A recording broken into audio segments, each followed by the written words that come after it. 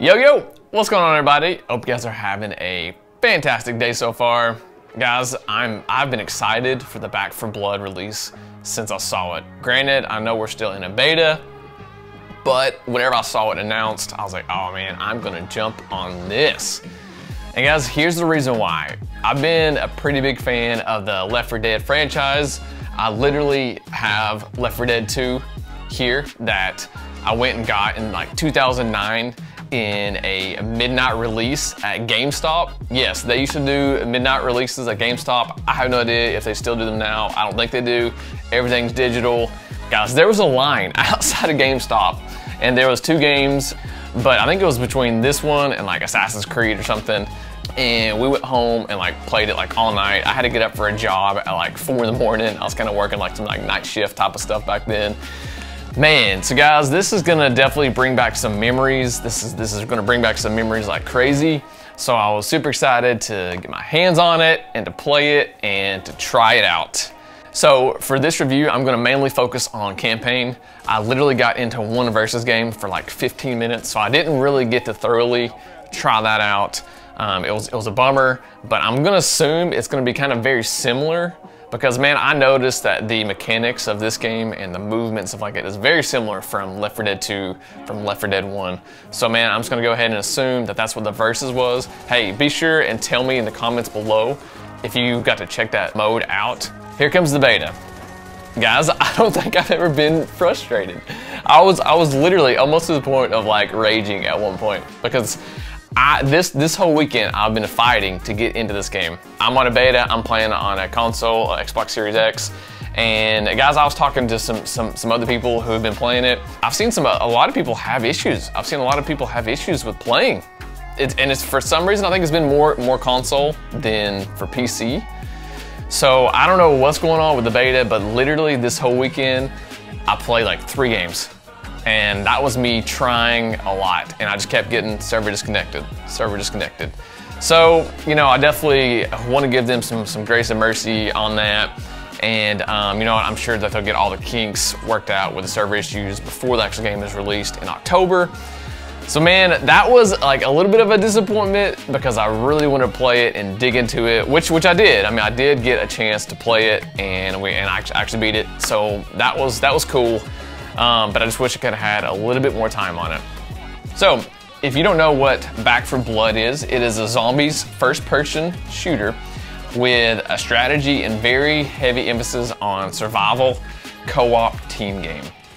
Guys, this is the definition of a team game. Seriously, like you have to rely on other teammates for healing, for dropping ammo, switching out guns. For me, that is one thing that definitely stands out with this game is the kind of co-op gameplay. You know what? I think that they did a really good job, and I think that they knocked it out of the park with that aspect of it. As far as the team goes, there are 8 characters now. In the Left 4 Dead 2, there's only 4, so they have double characters. Each character has their own strengths and weaknesses. As you can see here, we have Walker, Holly, Evangelo, Hoffman, Carly, Doc, Jim, and Mom. Another team aspect is, hey, whenever you get grabbed by the special zombies, or you get spit on, or there's that kind of like that gross kind of web material that you get trapped in, and man, like you have to have a teammate to come and shoot you out. So guys, that's where communication is like critical with this game. And especially whenever you start playing on like higher levels of difficulty, the veteran and so on, whenever you're actually like shooting teammates and then you're gonna have to heal them, so it can get very tricky. Guns. Dude, the attachments and rarity are super dope in the game. That was a very awesome aspect of it. Man, I loved it that there are so many different options for guns and different attachments, from magazines to sights to 4 or 5 different attachments on the gun that you could use to improvement. And then obviously there's the different rarity of blue, purple, so on. Another really cool thing is the deck system with the cards. And I love how with each new game, it restarts. While you're playing the game in the map, there are certain cards that you can buy. And that will definitely either help your melee ability or your aiming sights or your team abilities or attributes. So guys, I thought that was really cool that they implemented that. it literally changes the dynamic of the game from each game that you play. So that is kind of cool, and I know there's a ton more cards. I literally unlocked, I believe like 8 cards total. That was all that the beta allowed, because there was some other supply line cards that you could use as well. It's actually pretty in-depth. So man, for me, that was a really cool aspect that they added to this game versus previous other ones.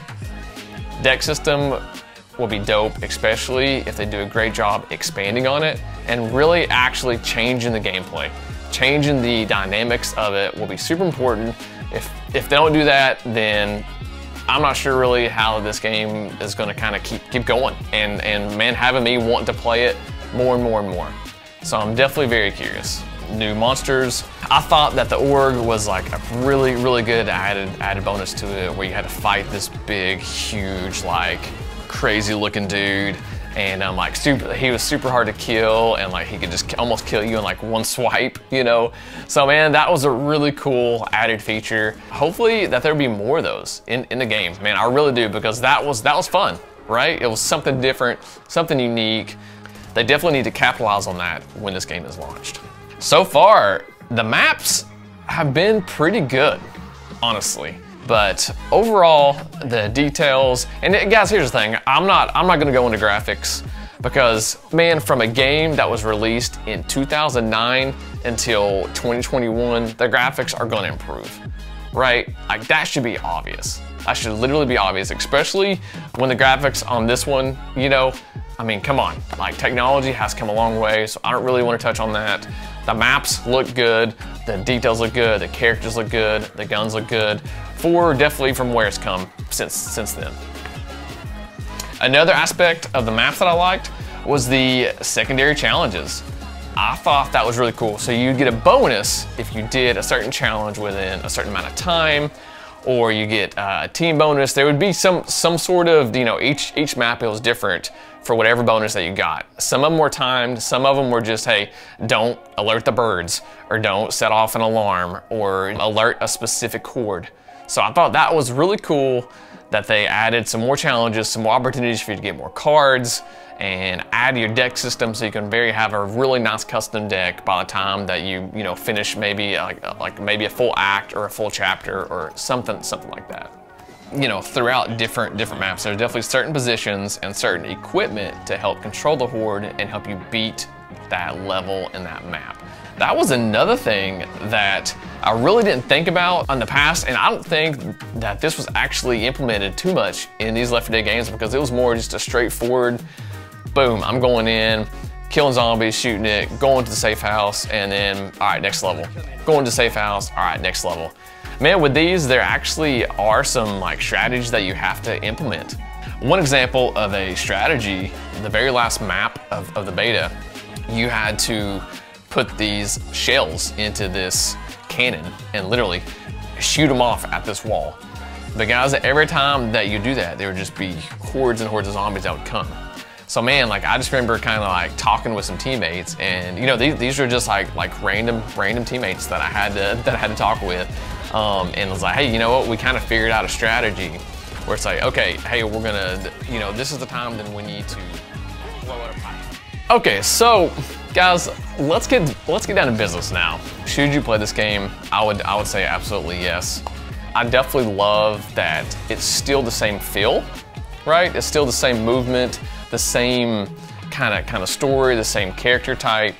For me, I had a kind of higher expectation, honestly, because guys, the second one was released in 2009, and here we are in 2021.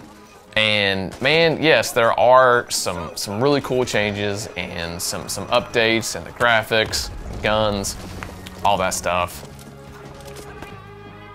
But for me, like, that's just not enough.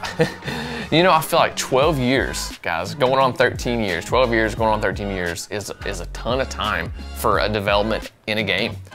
And I think that's why there's just something that was missing. I feel like that they definitely could have capitalized on the time that they've had from Left 4 Dead 2 to, in essence, Left 4 Dead 3, just with a different name. So, are the changes that they've made for Back 4 Blood really going to outweigh Left 4 Dead 1 and Left 4 Dead 2 and really kind of put this game in like a whole new category for itself? We'll see. Overall, it was definitely a fun game, and it was definitely really great to kind of get back into it and play it. And man, honestly guys, I just wish that I had some more time with it, but I know that's how betas go. So we'll see what happens. All right guys, don't forget to like this video, comment below, subscribe. Peace! Dream team, right here.